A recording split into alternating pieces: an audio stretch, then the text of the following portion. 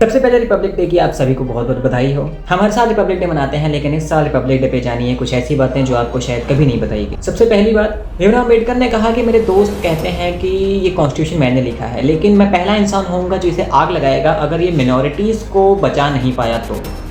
अगर माइनॉरिटीज़ को बचाने से आपकी डेमोक्रेसी खराब होती है तो इस डेमोक्रेसी का कोई मतलब नहीं। और साथ में हमारा जो कॉन्स्टिट्यूशन है वो हिंदी और अंग्रेजी दोनों भाषाओं में लिखा गया था, जिसमें इंडिया और भारत दोनों शब्दों का इस्तेमाल किया गया था।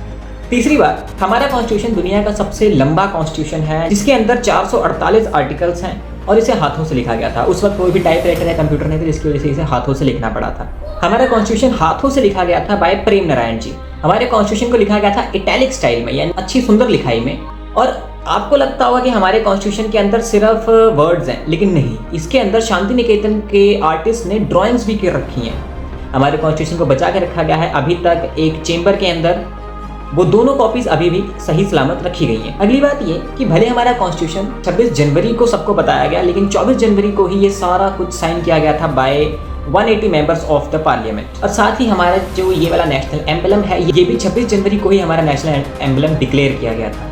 अब सबसे ज़्यादा मज़ेदार बात यह है कि हमारे कॉन्स्टिट्यूशन को एक जगह से नहीं बल्कि अलग अलग देशों के कॉन्स्टिट्यूशंस को मिलाकर बनाया गया है, इसीलिए इतना लंबा है और इतना ज़्यादा अच्छा भी है, क्योंकि इसमें सारे देशों की अच्छी बातें हैं।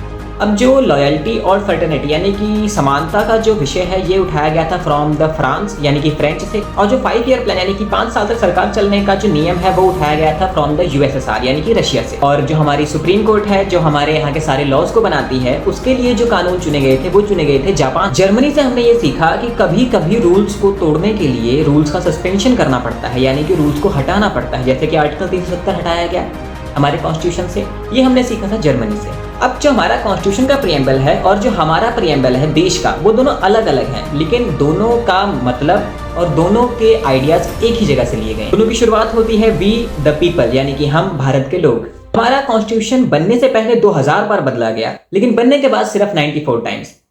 इस वीडियो को देखने के लिए मिलेंगे अगली वीडियो में किसी नए टॉपिक के साथ। तब तक के लिए सब्सक्राइब करें। Be better be wolfi.